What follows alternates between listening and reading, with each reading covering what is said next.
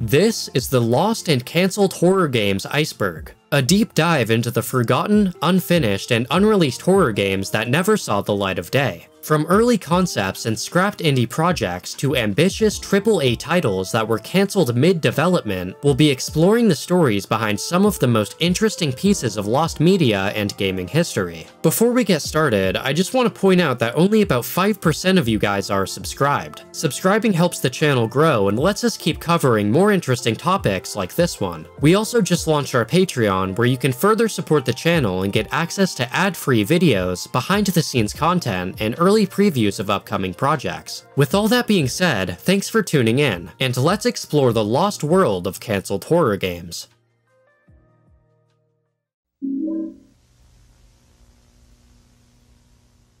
Silent Hills is probably the most infamous cancelled game of all time. On August 12, 2014, Sony shadow dropped a mysterious playable teaser called PT, developed by a studio known as 7780 Studio. The demo was completely free and available on the PlayStation Store for only a limited time. PT follows an unnamed protagonist through a looping hallway, uncovering new and unsettling secrets each time he passes through. At the very end, the player finally escapes the hallway, revealing that the teaser was secretly for a brand new Silent Hill game titled Silent Hills, featuring Norman Reedus and directed by Hideo Kojima. The studio name, 7780s, turned out to be a fake company created to disguise Kojima production and Konami's involvement. PT was unlike anything that had come before it. While first-person horror games existed, PT was something else entirely. It created tension through the subtlest environmental changes and psychological horror rather than cheap jump scares. Keep in mind, this came out 3 years before Resident Evil 7, the game that would later redefine the Resident Evil series as an immersive first-person horror experience. In March 2015, Konami, the company that owned the Silent Hill IP, announced that they were cutting ties with Kojima after a major fallout. This was the result of the chaotic development of Metal Gear Solid 5, The Phantom Pain, which was unreasonably mishandled. According to Kojima's close friend Jeff Keighley, tension between Konami and Kojima became so severe that during the final 6 months of development, Kojima was isolated in a separate room on a different floor from his team and forced to direct the project through a proxy.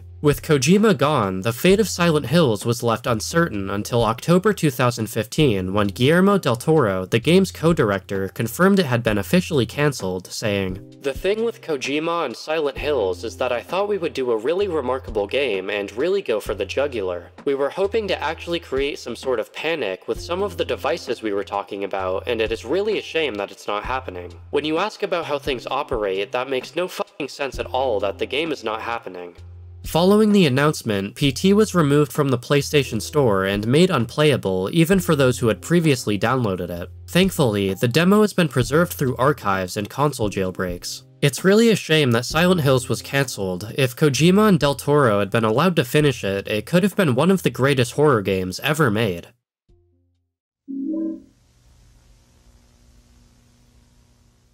When the Nintendo Wii first released, a wave of smaller developers flooded the console with unique takes on its motion controls. One of the most notorious cancelled projects from this era was a horror game called Sadness. Developed by the small Polish studio Nibris, the game promised something completely unlike anything else on the console, a black and white psychological horror experience set in pre-World War I Europe. The story follows Maria Lengel, a Polish-Hungarian mother who survives a horrific train derailment heading to Lviv. When she regains consciousness after the crash, she discovers men dressed in black killing the other survivors. Her husband and 2 children are dead, and her 3rd child, Alexander, is missing. While still processing the grief of losing 3 of her closest family members, Maria goes to search for Alexander. At E3 2006, a short live-action concept trailer was shown. It revealed little gameplay, instead giving vague hints of what players might do with the Wii Remote, fending off rats, throwing ropes, and pushing obstacles. These on-screen actions were paired with actors mimicking the movements with the controller, giving us a taste of the immersive, motion-driven design that Nibris intended. Nibris claimed that the game would focus on psychological fear and trauma, using stealth, exploration, and other survival mechanics rather than combat. The visual style would be gothic and monochromatic, with no HUD or menus, fully embracing the Wii Remote for interaction. Cutscenes and NPCs were planned, and there were supposedly 8 endings, with the player's treatment of Alex influencing the outcome. Rumors also suggested the soundtrack would be composed by Piotr Rubik, a famous Polish composer who had never produced a video game soundtrack prior to Sadness. Unfortunately, Nibres disbanded in 2010 with development shifting to the Wii U. 2 American studios, Holebreach Studios and Cthulhu Games, picked it up, aiming to preserve the original vision but starting largely from scratch. Even though the 2 studios attempted to preserve the story, a drastic overhaul was made when the game was entirely shifted to a 2D art style developed in the Unity engine. Due to the game's rocky development and numerous delays, it was never officially released and now lives on through that singular 2006 E3 trailer and anecdotes from Polish gaming newsletters. Despite the group disbanding, some team members from Nibres later founded Bloober Team, who have been hugely successful in their collaboration with Konami and the Silent Hill remakes.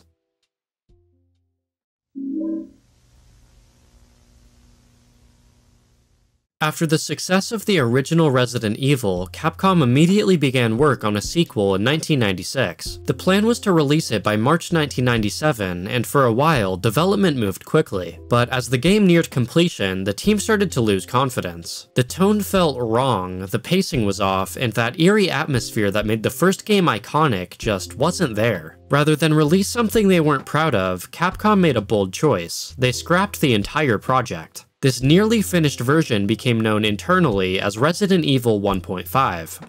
The prototype starred Leon S. Kennedy and a brand new character named Elza Walker. Leon's character made it into the final version of Resident Evil 2, but Elza's character was reworked to become Claire Redfield, a character who was directly tied to a character from the first game. There were also a variety of story and location changes in 1.5. For example, Marvin Branagh, a minor character who dies early in Resident Evil 2, actually had a major role helping Leon escape the city. The Raccoon City Police Department was also completely different. Instead of a museum renovated into a police station, it was simply a police station. Gameplay-wise, Resident Evil 1.5 sat somewhere between the first and second games. It was familiar in style, but lacked a lot of the polish that would be seen in the final Resident Evil 2. By early 1997, it was reportedly about 60 to 80% complete when Capcom decided to reboot the entire project with a new director and scriptwriter. That decision eventually led to the Resident Evil 2 we know today, which was probably the better decision as it's been regarded as the best Resident Evil game ever released. For years, Resident Evil 1.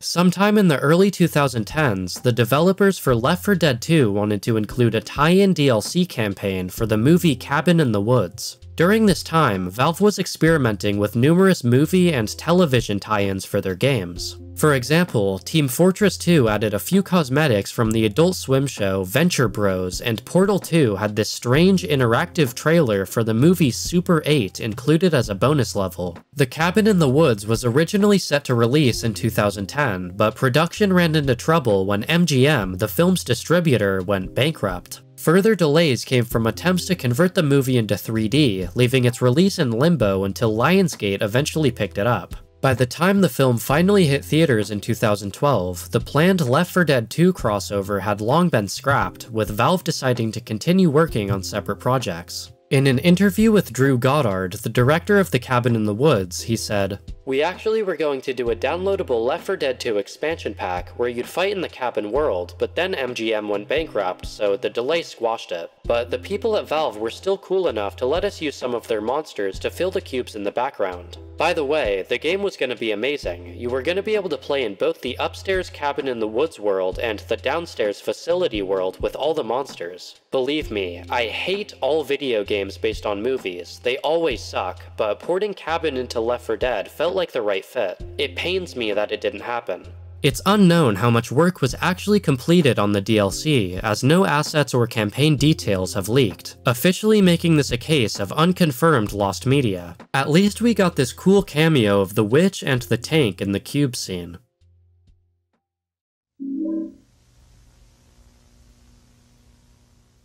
In 1999, Capcom approached Hotgen Studios to create a Game Boy Color port of the first Resident Evil title. Aiming to maintain the base game while simultaneously improving upon certain aspects, Hotgen gladly took on the challenge of recreating Resident Evil from the ground up for a handheld console. However, during development, problems began emerging whilst trying to emulate a 3D environment on a 2D 8-bit console. Because of this, numerous changes had to be made to certain environments, like reducing the amount of things on screen. For example, the entrance hall ceiling was lowered and the front door was faded out, whereas in the original, you can see where the ceiling begins as well as the front door. As a result of the rocky development, Capcom decided to scrap the game entirely, saying they were, quote, not confident that the product would have made both consumers and Capcom happy. Only a year after the cancellation of the port, Capcom released a Resident Evil game on the Game Boy Color, this time being titled Resident Evil Gaiden, a top-down action-adventure game that was made completely from scratch by M4 Studios. In the decades since the cancellation, a semi-complete version of the game has been leaked online. It's honestly insane to see this game in motion. Most of the over-the-shoulder camera angles look great, but when it goes top-down, it's really hard to see which direction you're facing. This version is also insanely buggy. The game itself is only about an hour long, so if you ever wanted to replay the first hour of Resident Evil, but considerably worse, I'd say give it a try.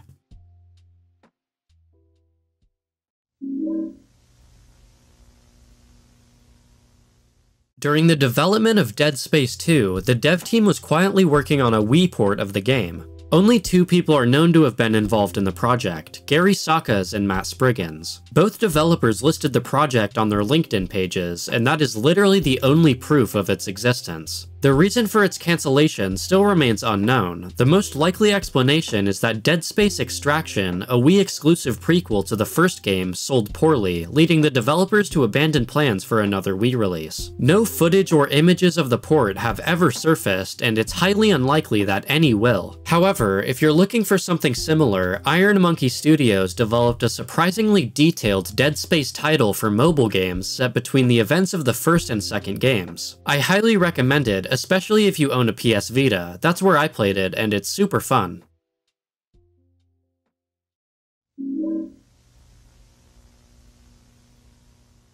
By the late 1990s, id Software's Doom had already become one of the most influential games ever made. The game was ported to nearly every system imaginable, some good, others not so much. One of the most infamous of these was the Sega Saturn version. Developed by Rage Software and published by GT Interactive in 1997, the Saturn port arrived years after the other ports, and it showed. The final release was essentially a stripped-down version of the PlayStation port that was missing several key features like colored lighting and multiplayer. It also ran at a miserable 12 to 15 frames per second, making it one of the worst ways to play Doom. Weirdly enough, the Sega Saturn port wasn't always meant to be this bad. The original plan was far more ambitious. Lead programmer Jim Bagley had written an entirely new engine from scratch, one that fully utilized the Saturn's capabilities. His version reportedly ran at a full 60 frames per second and displayed the game in full screen, an incredible technical achievement for the time. This prototype also aimed to include both Doom and Doom 2 with all levels intact, which is just insane.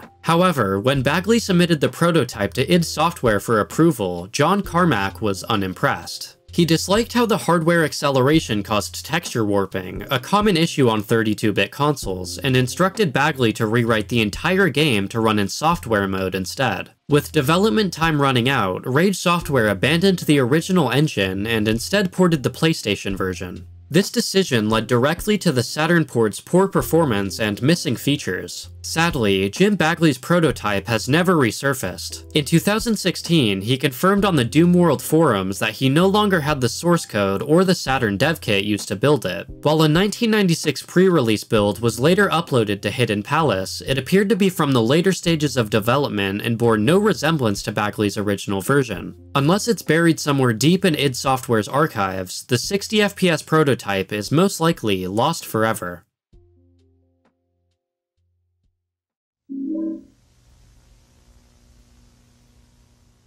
Before Doom 2016 resurrected the franchise, id Software was developing a game that very few people ever got to see. Commonly referred to as Doom 4 1.0, this early version was in production throughout the late 2000s and early 2010s and was originally planned for the PlayStation 3, Xbox 360, and PC. Development officially began in 2008 under id Software using their brand new id Tech 5 engine, the same one used for one of their other titles, Rage. The engine featured advanced dynamic lighting, scripted environmental effects, and improved performance. But unlike Rage, which ran at 60 frames per second, Doom 4 was designed to target 30 FPS, prioritizing higher visual fidelity and larger enemy counts instead. The project was kept under wraps for several years at id Software. It was announced at QuakeCon 2008, but was mysteriously absent from future conventions. After Rage's underwhelming release in 2010, rumors began spreading online that Doom 4 was in trouble of being cancelled. Those fears were confirmed when in 2012, screenshots and gameplay footage leaked online, revealing a game that looked nothing like a traditional Doom game. Set during a demon invasion of Earth, the footage showed bombed cities, military squads, and scripted firefights. It was basically Doom's version of Call of Duty. These screenshots resulted in the fans jokingly nicknaming it Call of Doom. In this version, players would have started as a lone survivor in a demon-infested Manhattan, joining a squad to fight back against the invasion. Combat was much slower and more grounded, focusing on cinematic set pieces and a feature called Sync Melee, a system where players performed timed melee attacks to finish enemies. This mechanic was later reworked into the glory kills used in Doom 2016, which is probably the only good thing to have come out of Doom 4.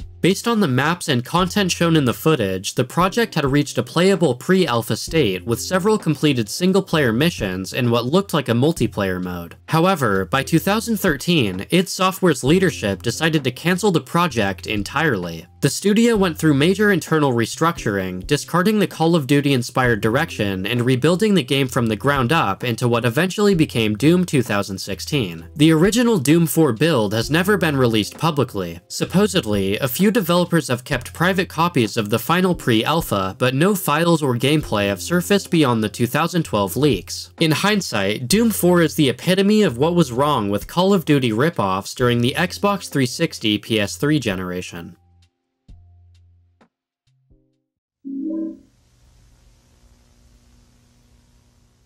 Before we get into this entry, I should mention that there are still 2 more cancelled Resident Evil games coming up. Luckily, these are the last ones for the video, so if you're getting tired of hearing about scrapped Resident Evil projects, feel free to skip to the timestamp shown on screen. Resident Evil 4 is my favorite game of all time, and it would be a lie to say it didn't completely redefine survival horror. The final version of Resident Evil 4 is incredible, but it started out very different when development first began in December 2001. What most players experienced in the final version is the end result of several restarts, scrapped storylines, and surviving gameplay mechanics of an idea that could have been a radically different game. Originally slated for a PlayStation 2 release in 2001, the first build ran into numerous creative conflicts with the writing staff and was ultimately deemed too action-oriented. Capcom salvaged some assets from that build and used them to create the Devil May Cry series, afterwards reworking Resident Evil 4 from the ground up. The earliest beta trailer shows Leon in a gothic airship battling an ominous foggy creature. At this point, the story was apparently centered on Leon and the gang taking down the Europe branch of Umbrella Corporation. It was also stated that Leon would get infected and begin to wield supernatural powers. At E3 2003, Capcom presented a new build with a strong supernatural setting, leaning closer to Silent Hill than the final game. This trailer places Leon in a mansion haunted by an unseen presence and introduces the Hookman creature. From what I can gather from the trailer, the Hookman appears to function similarly to the Chainsaw Man. He's slow-moving, but if he reaches you, it's an instant death. Despite the promise of the 2003 build at E3, Capcom scrapped it and restarted again. During this time, another version of the game was reportedly made, but this was scrapped too. Finally, the version audiences recognized was revealed at E3 2004 and released in 2005. In 2017, a playable fan recreation of the E3 2003 build was released under the title Resident Evil 3.5 Code Madman. The project attempted to faithfully recreate the atmosphere and gameplay that was shown at E3 2003, providing everyone a glimpse into what this version might have played like. If you want to play this version today, a re-upload of the build is available on itch.io and the Internet Archive. The game only lasts around 15 minutes, so if you'd rather not download it, you can just watch a walkthrough on YouTube.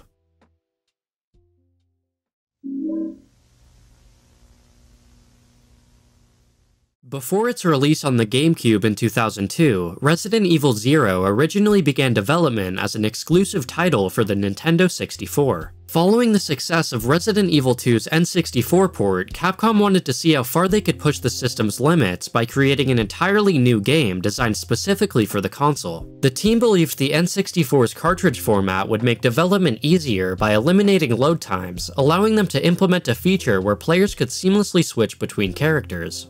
The game was first shown at the Tokyo Game Show in 2000, where attendees were able to see and even play portions of it. The demo ran surprisingly well, and most of the gameplay features seen in the final release were already present in this early version. Although development was nearly complete, Capcom decided to move the project to the newer 6th generation hardware, which offered better graphics and more storage space. This shift required the team to return to disc-based media and rework certain gameplay systems to accommodate the change. Fortunately, the GameCube's smaller, high-speed discs allowed them to retain all of the features they originally intended to include, like the seamless character swapping. While it would have been cool to see how Resident Evil 0 performed on the Nintendo 64, the GameCube version is generally considered a major improvement thanks to its upgraded visuals and smoother performance. To this day, no playable builds of the N64 prototype have surfaced, and the only known footage comes from its 2000 Tokyo Game Show appearance and some videos released by the official Resident Evil YouTube channel.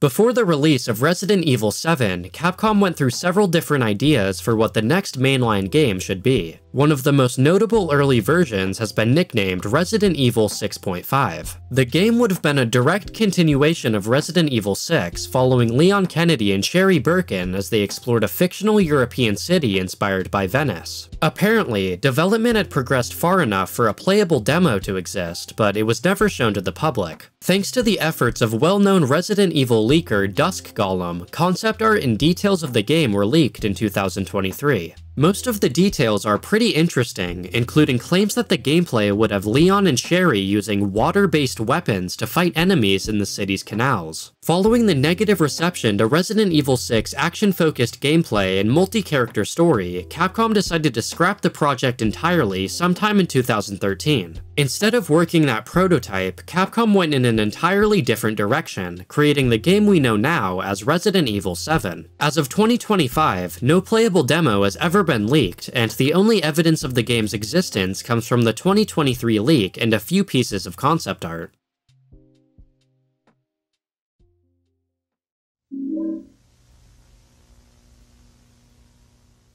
City of the Dead, also known as George Romero's City of the Dead, is a cancelled 2006 first-person shooter that was never released following its initial announcement. Developed by Kuju Entertainment and set to be published by Hip Interactive for the PC, PS2, and Xbox, the project was planned to be the first in a series of Romero zombie games. The story took place on a fictional island called Ningún Futuro, meaning no future in Spanish. After a series of failed military experiments on dead humans, the island becomes overrun with zombies. While it was never confirmed, it's been theorized by fans that the game was meant to be a continuation of Romero's 2004 remake of Dawn of the Dead, since the end of that movie shows the characters arriving at an unnamed island. Longtime friend and collaborator of Romero, Tom Savini, was the only actor confirmed to appear in the game, starring as a character named William Red McLean. Sadly, the project never made it past its announcement phase. Hip Interactive went bankrupt shortly after a trailer was shown at E3, resulting in Kuju Entertainment not having a publisher and the game being cancelled. Just a couple months ago, previously unseen footage from E3 2005 was uploaded to YouTube by Evan Hanley. The 6-minute clip shows off several gameplay mechanics, including a cinematic kill cam, detailed limb physics, and a strange infection system where getting bitten causes your health to slowly drain until you die, with no way to stop it. During the presentation, lead designer Alex also talked about the game's story and mission structure. I'll just let him explain it.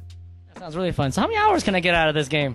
I maintain that you can get an infinite amount of hours out of this game. All right, I'd like to hear why. Right, now in traditional first-person shooters, you have a story arc. Now we have a story arc. We've got these 4 or 5 survivors, and they've got to make it through a 24-hour period as the zombies are coming on. It's very bleak. It's similar to the films in that there's never really a happy ending. You know, the zombies are going to win. It is relentless. And you play through that, and you play through that once, and that's cool. The cutscenes themselves are directed by George himself. He's got full approval over the story, and he's having plenty of input on that.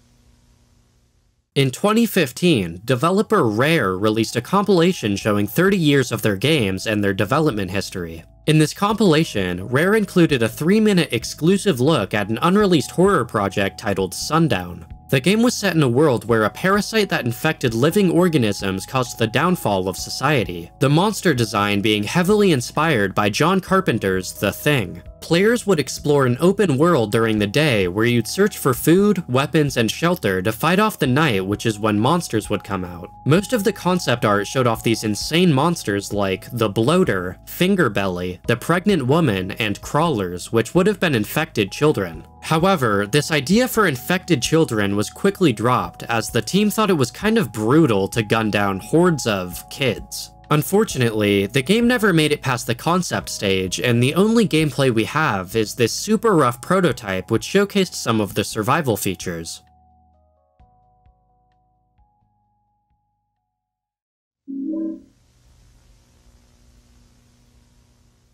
In 2017, Telltale Games officially began work on a new project based on the incredibly popular Netflix series Stranger Things. The game was planned for release sometime in 2019 on PC and consoles. The idea for a Stranger Things game had actually been floating around since 2016, shortly after the first season was released. At the time, Telltale reportedly shot it down, calling the show, quote, "just a bunch of kids on bikes." When the company went through a management change the following year, Netflix and Telltale finally greenlit production on the game. Unfortunately, development didn't last long, and in 2018, Telltale suffered massive layoffs and eventually shut down completely, leading to the project's cancellation. Netflix later confirmed the news, saying they were still exploring other ways to bring Stranger Things into interactive media. Not long after the news, gameplay footage from the cancelled project surfaced online. The footage is a very early alpha, showing the show's main character Will Byers talking with his mom, rummaging through cabinets in his house, and a cutscene where he gets captured by the Demogorgon. Along with the gameplay, 6 songs from the game's soundtrack were released on YouTube by the band Antimo and Wells, who had previously worked on Minecraft Story Mode's original soundtrack.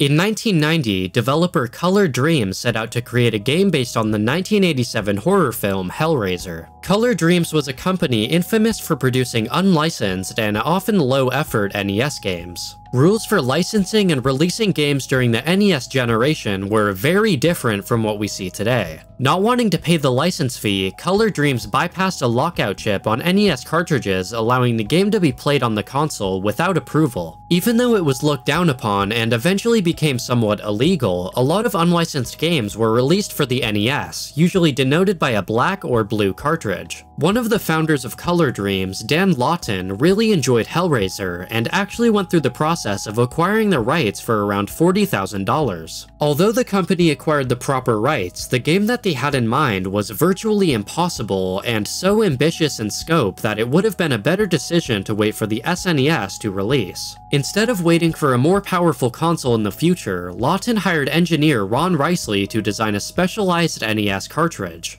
This specialized cartridge included extra processing power and memory, allowing the game to manipulate graphics in ways the NES normally couldn't. This would allow the developers to adjust sprites, backgrounds, and even colors on the screen in real time, giving the game more detail than any other NES title. While the cartridge itself functioned, the color palette switching didn't work fast enough to create the intended effect. Despite the ambition to create a game like none other, production costs were far too high. The specialized cartridge alone would have made the game incredibly expensive to sell, and Nintendo's refusal to license it limited retailers. With an estimated $2 million already invested, Color Dreams quietly canceled the project, and only a few years later, they rebranded into a Christian-themed video game producer, which, of course, is pretty ironic. As for the gameplay, players would have been placed inside the Le Marchand puzzle box from the film. Players could manipulate the box exterior to change the interior maze and escape, all while being pursued by Cenobites. Once the puzzle was solved, players could reverse it to defeat the freed demons. In later years, when asked about the possibility of a prototype existing, Color Dreams founder Dan Lawton stated, "The hardware was done and the artwork was 20% done. There was no programming. It was a 45-degree down-angle view with a maze of stone and walls and pits." As of today, the only content we have from the game is some promotional material from magazines like Electronic Gaming Monthly, GamePro, and Nintendo Power, hinting at Genesis and Atari Lynx versions that were never developed and gloating about their super cartridge.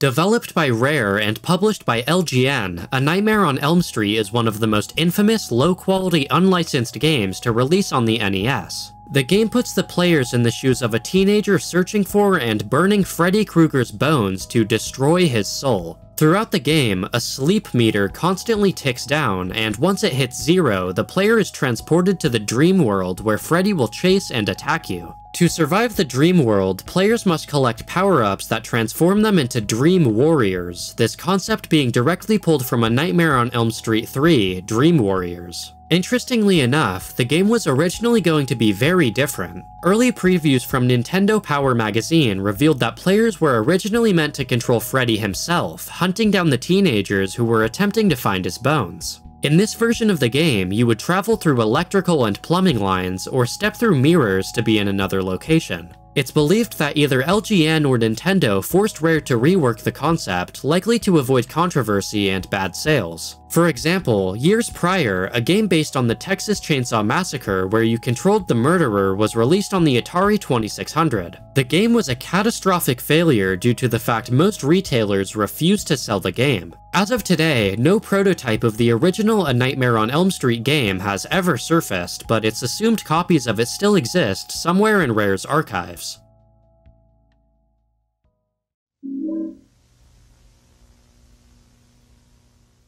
Doom Absolution was a planned sequel to Doom 64, developed by Midway Games in collaboration with id Software. Unlike its predecessor, this project was focused on delivering a multiplayer experience, as Doom 64 had launched without one. According to Midway level designer Tim Hadelar, the game was set to take place on the moon, featuring maps designed specifically for competitive play. The game was also planned to include a local split-screen multiplayer mode similar to GoldenEye 007, which had become a major hit on the Nintendo 64. Midway developers regretted leaving this feature out of Doom 64, realizing afterward that it hurt the game's appeal on a console that thrived on local multiplayer. Midway developer Aaron Sealer later explained their reasoning at the time. "At that time, as deathmatch purists, most everybody involved thought it silly to play deathmatch split screen, where you could see everybody else. So we chose not to do it. 007 beat the crap out of Doom 64. Quite a regret."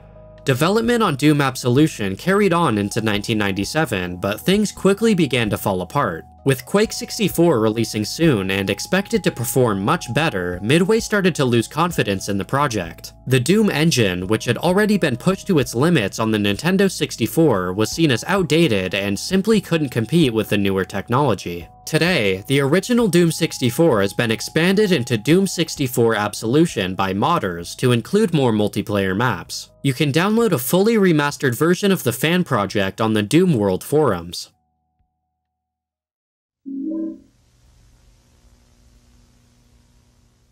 We actually already have an entire video on this game covering its entire history, so if you want a more comprehensive deep dive, the video will be linked in the description. Silent Hill Cold Heart was a pitched Silent Hill title developed by Climax Studios intended to be a Wii exclusive. The story followed Jessica Chambers, a depressed college student who became lost in a blizzard and eventually found herself in the town of Silent Hill. Throughout the game, players would use the Wii's motion controls to interact with the environment in various ways. Similar to the cancelled game's Sadness, the Wii remote would be used to control a flashlight, fight off monsters, barricade doors, and much more. In earlier Silent Hill games like Silent 2, small actions were designed to have deeper consequences that influenced the game's ending. Cold Heart was going to forego the idea of small actions having long-term consequences. Instead, the game would include flashback segments where players answered psychological questions, with their responses building a profile that dynamically changed the world in real time. Konami ultimately rejected the pitch, choosing to take the series in a safer direction. However, some ideas from Cold Heart were reworked into what became Silent Hill Shattered Memories, a reimagining of Silent Hill 1.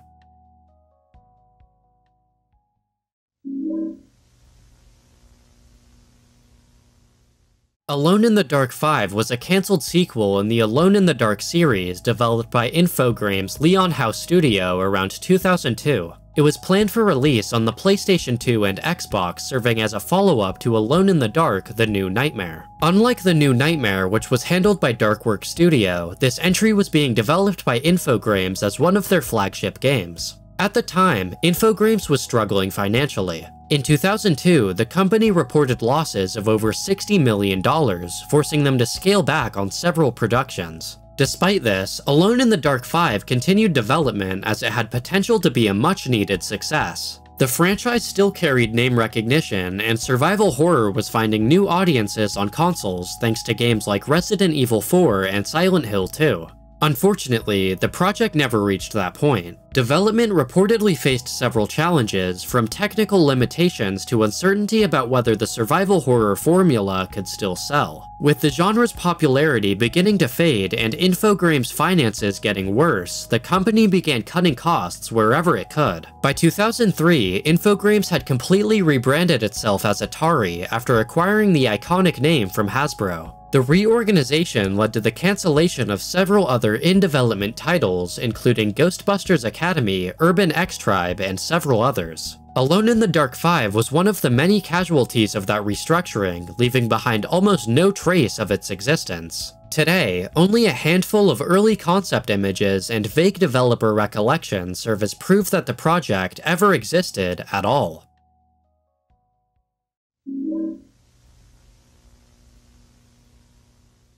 Alone in the Dark: The Abductions was a proposed follow-up to Alone in the Dark: The New Nightmare, planned around 2003. Very little is known about the game. Development was handled by Computer Artwork Studios, and only a few rough character models have surfaced online. Beyond these early visuals, almost nothing about the game's story, mechanics, or design has been revealed. The most likely reason for its cancellation is that Computer Artwork Studio shut down the same year development began, preventing the project from progressing beyond its initial concept phase. Hopefully some more information leaks online eventually, because at the moment, these photos are all we have.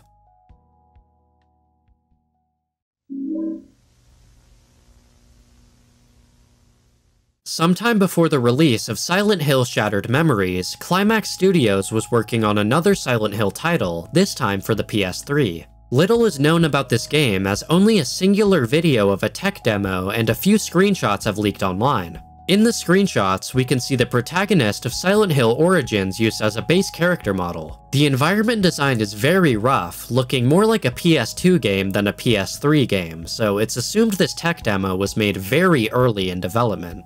Following the closure of Climax Studios' USA branch, the game was handed over to Double Helix Studios, who went on to create Silent Hill Homecoming, the most critically panned game in the Silent Hill franchise.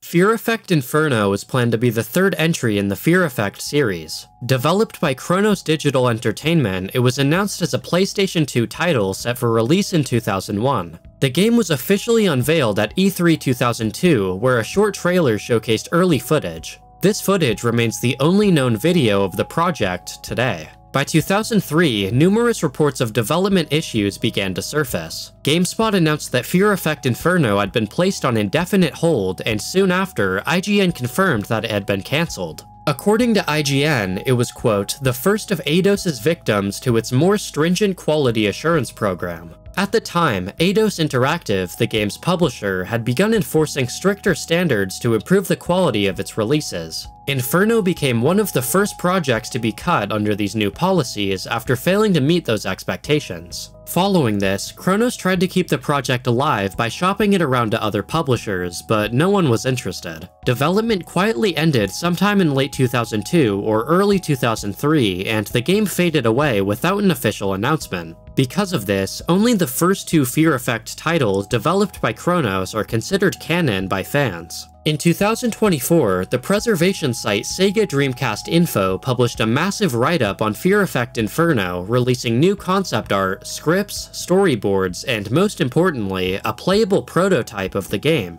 The prototype dates from April 16, 2003 and includes fully playable levels, character animations, cutscenes, voice acting, as well as HUD and menu graphics. It's believed that the build is roughly 50% complete. It's simply a miracle that so much of this game has been recovered. Today, Fear Effect Inferno is remembered through its brief E3 trailer footage, the recovered playable prototype, and the recent Fear Effect 1 re-release by Limited Run Games. It's honestly a tragedy this game was cancelled. Looking at the trailer and prototype, it's clear that this game would have been a gem.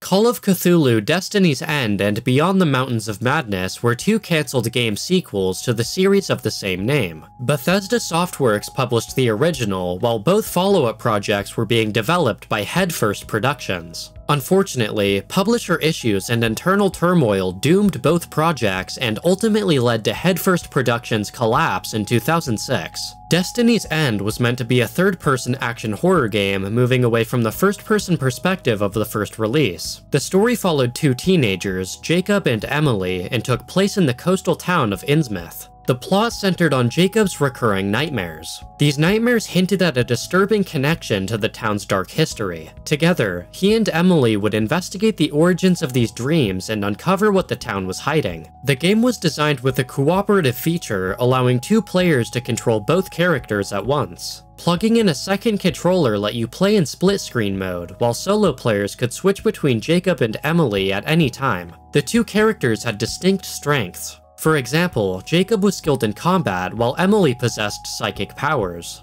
One of the most interesting features from Destiny's End was the sanity system, making it so players would be punished if the pair are separated for too long. In parallel, the studio was developing a far more ambitious follow-up that would also be cancelled. Beyond the Mountains of Madness was being developed alongside Destiny's End, but was planned as a separate story with a new cast of characters. This game would have returned to a first-person perspective and followed Robert Naples, an archaeologist from Miskatonic University. The story began when Naples set out to retrieve a stolen artifact, leading him from Berlin to Antarctica. There, he would discover a secret Nazi stronghold where German scientists were searching for the fabled Elder City, a lost civilization said to possess immense otherworldly power. Gameplay in Beyond the Mountains of Madness would have been a mix of action and exploration. Players could approach situations through combat, stealth, or investigation, using authentic 1930s-era weapons like rifles, pistols, and flamethrowers. A sanity system similar to that in Destiny's End would affect the protagonist's mental health, causing breakdowns or hallucinations.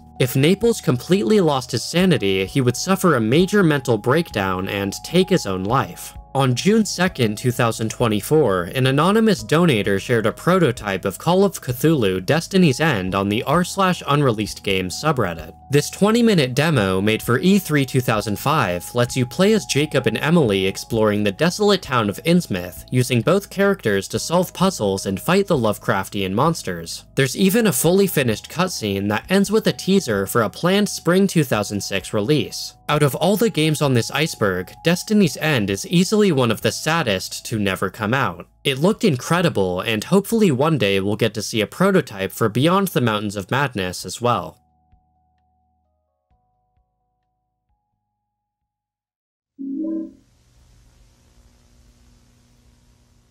Friday the 13th, the game, is already one of the most tragic stories in recent gaming history. Plagued by an ongoing legal battle involving the rights to the character Jason Voorhees, the developers were ultimately forced to halt updates, remove the game from digital stores, abandon plans for new content, and eventually shut down their servers at the end of 2024. During the game's very successful years, the developers at IllFonic were working on a huge DLC based off the movie Jason X. This expansion was going to introduce a new map set on the Grendel spaceship, an Uber Jason skin, and the infamous liquid nitrogen face smash kill from the movie. The first look that players got at the Jason X DLC came in a trailer hidden within Friday the 13th, the game's virtual cabin, a free interactive demo where players could explore Camp Crystal Lake and uncover hints about upcoming expansions. Due to the ongoing legal dispute over the character's rights, all development on the DLC was cancelled. Despite the DLC reportedly being in a near-finished state, none of the maps, skins, or kill animations have been officially released. In the year following the server shutdown, a few projects have started in an attempt to revive the game. Friday the 13th, The Game Resurrected is a fan project aiming to bring back the multiplayer community and add the unreleased content. Unfortunately, the project was halted after receiving a cease and desist letter from Horror Inc., the company that now holds the rights to Jason. As of October 2025, the latest Jason Voorhees video game content is a skin of him in Fortnite. So I guess that's cool.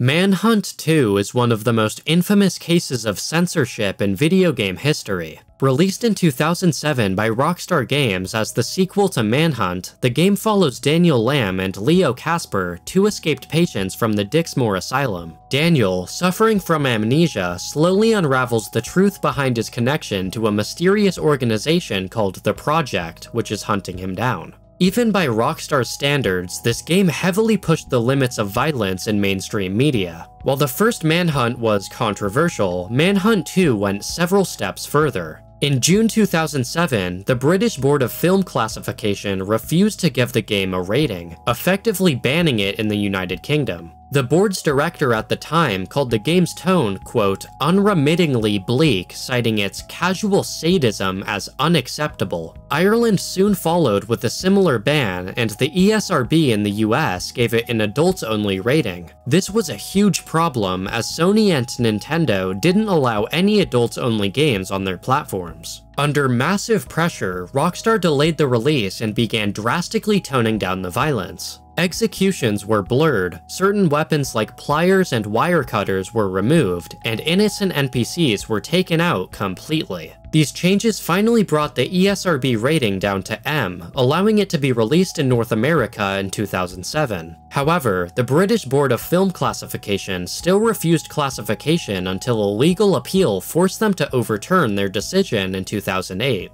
Even then, the controversy wasn't over, and it became one of the most complained about censorship cases in video game history. Once the dust settled, Rockstar released the uncut version of Manhunt 2 through direct-to-drive, but it was quickly removed after the platform changed ownership. For years, the game was considered lost media, but that quickly changed in March 2022 when an archive.org user named Scheme Master uploaded the original uncut PC build, fully playable for the first time in over a decade.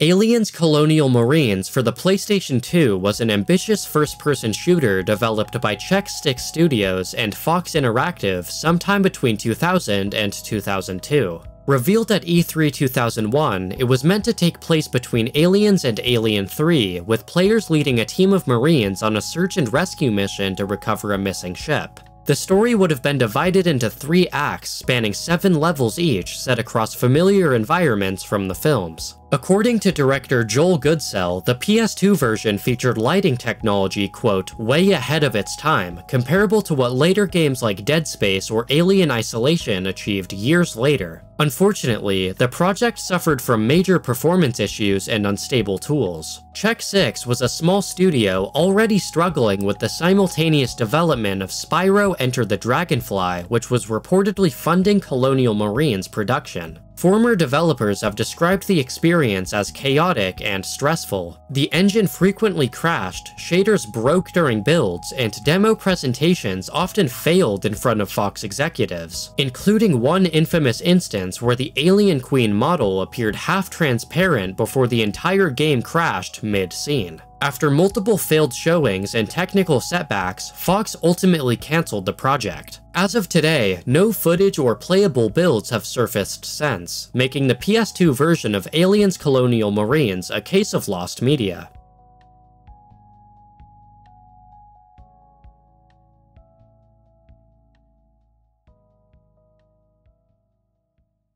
And we finally made it to the end of Volume 1 of the cancelled and lost horror video games Iceberg. Look forward to the next part of this series in the coming weeks. If you made it this far in the video, thank you so much for watching all the way through. It really does mean a lot to us. Thank you to all of our Patreon members whose names are being shown on screen. Subscribe or else.